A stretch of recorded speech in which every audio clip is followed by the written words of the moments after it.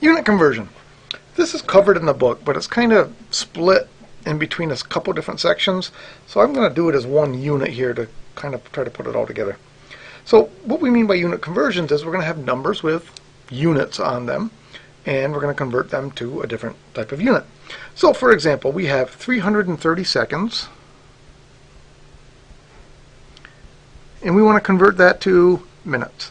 Now, my guess is you're looking at this and thinking, well, that's simple. You just divide by 60. And that's absolutely correct, and that's what I'm going to do here in just a second. But I want you to start thinking of it in terms of unit conversion, because in just a few minutes here, we're going to have problems where it's a little bit more confusing. Do I multiply by 60 or divide by 60? Which way do I go? All right, so this one, the way we typically do this is we write this as fractions.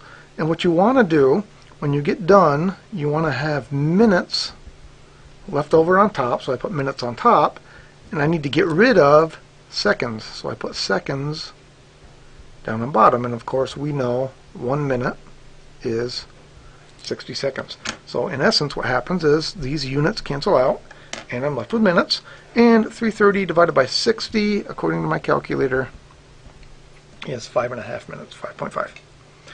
Alright, so here's your first homework problem. I'm going to circle the homework problems. B, convert gallons into quarts. And again, I want you to do it writing it in this format, writing it with these fractions. And I'll give you a hint. 4 quarts equals 1 gallon.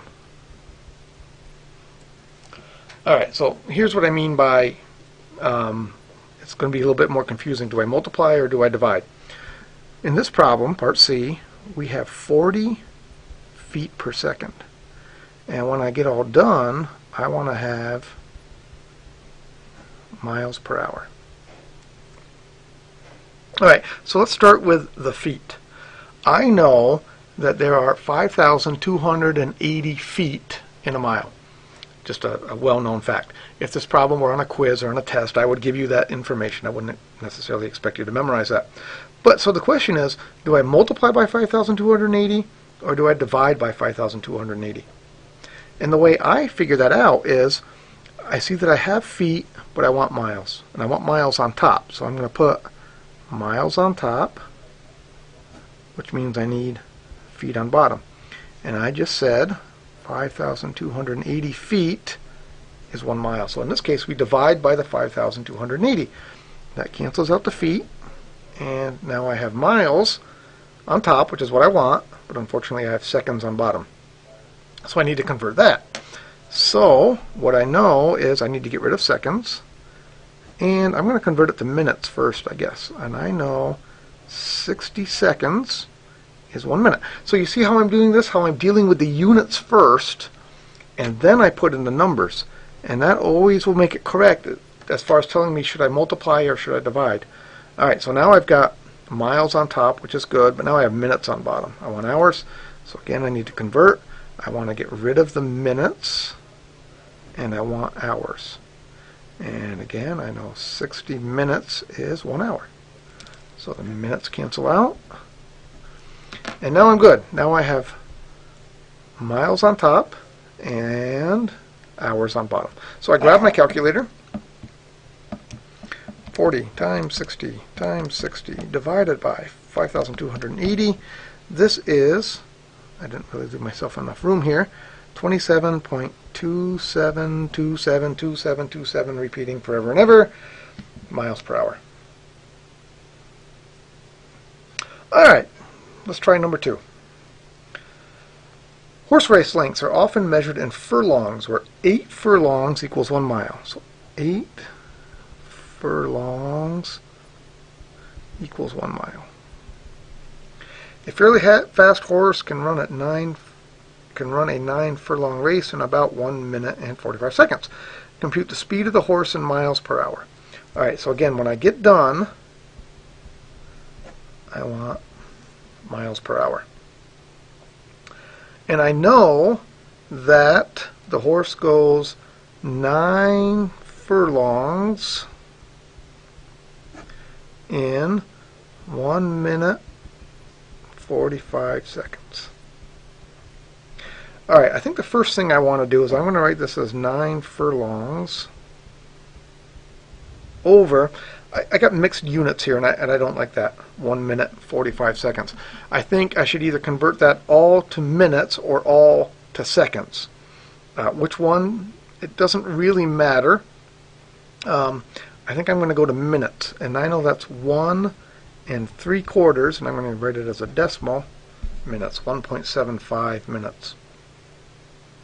Okay, so we don't want mixed units right from the beginning. That makes it even worse. All right, so now I need to get rid of furlongs. So I divide by furlongs. I need to get miles. And then I fill in my numbers. 8 furlongs is 1 mile.